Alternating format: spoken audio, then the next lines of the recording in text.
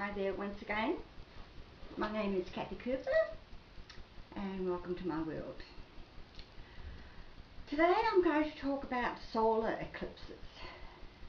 In ancient times people used to fear them dreadfully when they didn't know anything about astrology, and kings and queens would commission astrologers to sort of say, well, what's going to happen this time of this eclipse, and unfortunately sometimes, I probably shouldn't talk about this, but there were times when people, leaders of countries, etc., or royalty, and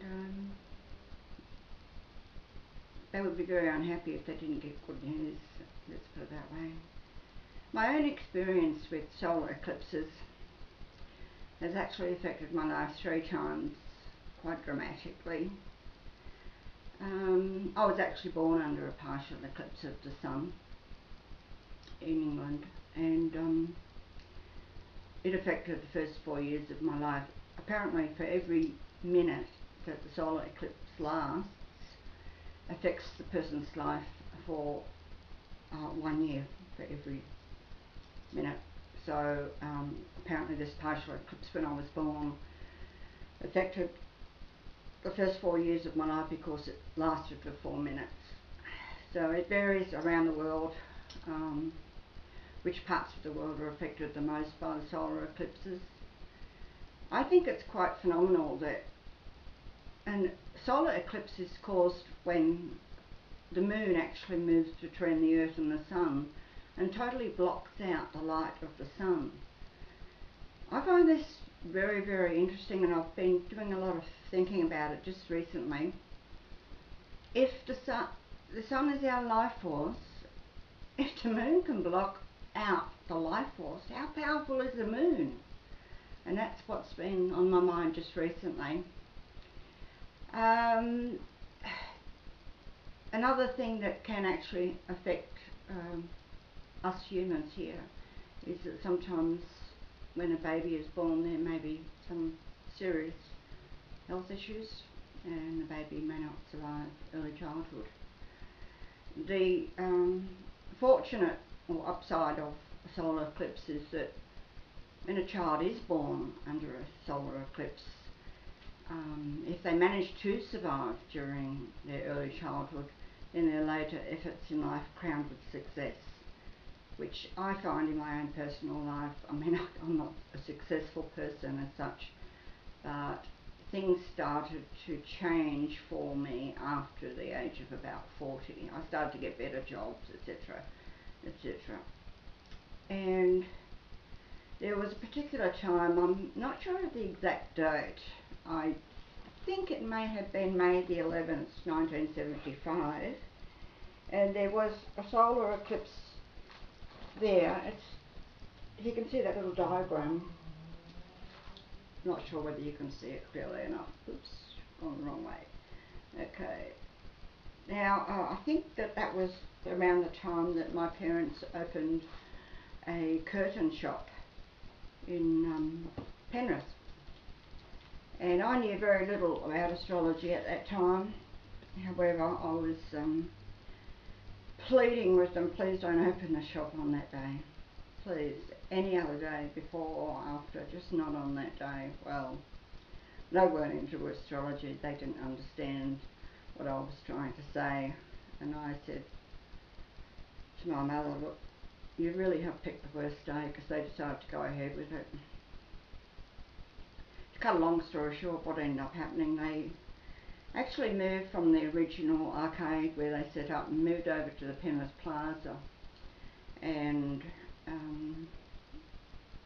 one day I decided to look a little bit deeper into this and find out exactly what was going to happen. I actually laid out some cards. This has got nothing to do with solar eclipses, but just thought I'd throw this in. I said to Mum, Dad wasn't there at the time, they both actually ran the shop, you're going to end up bankrupt and you're going to divorce my dad. Well, both happened. So they'd been together for 40 years, so it was pretty dramatic situation. I was devastated when I knew they were getting divorced. I'd always had my mum and dad there, well, the best part of my life. Oh, the earliest part of my life, I should say. That was about 1985 when they divorced, so I would have been about 34. And it shattered, absolutely shattered me. Another time I actually went to Penrith Hospital on the day of a solar eclipse, and I didn't go into too much detail because I didn't really want to know all the details at the time. I asked if there had been any babies born that day and how were they getting along health-wise.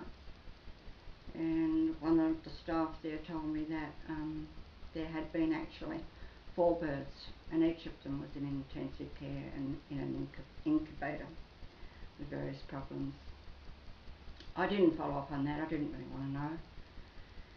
And then the most recent solar eclipse that I should have known better, that affected me, was I actually signed a lease for a unit on the exact day, probably within maybe an hour of the exact formation of this solar eclipse. Well, it was the worst thing I could have done. Within 5 days I had serious problems with the plumbing.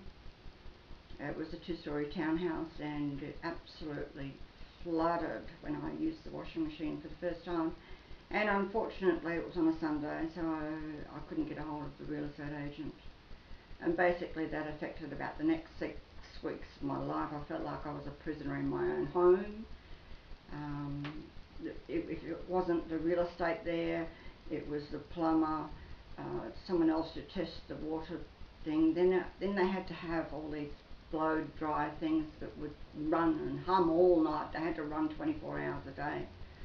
That was very distressing. There was always someone there, and then they had to bring in a carpenter because some of the water soaked into the woodwork. It was just awful, and I also had lots of other personal problems going on as well while I was living there. I had unwanted visitors. I had people who came into my home and didn't exactly treat me very well. Therefore, you know, I like to avoid them. I had totally basically forgot about this total solar eclipse on the day I signed the lease, and unfortunately 2 years later I left there under very unfortunate circumstances and was basically had to find somewhere else to live. It was absolutely necessary. So what fascinates me though, and I just want to backtrack to that, is about the power of the moon. Now, we all know that if we didn't have the sun out there, this planet would be a ball of ice. And the fact that the sun can actually come in between the Earth and the life force of our sun, it makes me realise just how much more powerful the moon is. And yet, generally speaking, you know, they say that the moon it moves so quickly. It changes signs about every 2.5 days. And then it makes me wonder, because it's supposed to only rule day-to-day affairs and our general routines, then why is it that it can have the power to block out that sunlight and the animals run? They think it's dark. I mean, it does go dark depending on where you are on the Earth at the time. So I would like to place a huge emphasis on advising anyone that's, you know, starting to go into astrology to take particular note of when there is an eclipse, a solar eclipse, and avoid anything really major for those times, because usually, well, not all the time, but it can actually end up quite difficult for the people concerned that it affects. Next time I may do something about a totally different area of astrology, and it's connected to astrology, but it's called Destiny Links, and it's about how we all have these certain people that we're absolutely destined to meet in our lifetime and learn some very important things from. And I have met some of the people whose birth dates link with my date of birth, and I'll be talking about that a lot next time. Hope you've enjoyed this session, and I hope to see you again. So thank you for tuning in. Bye for now.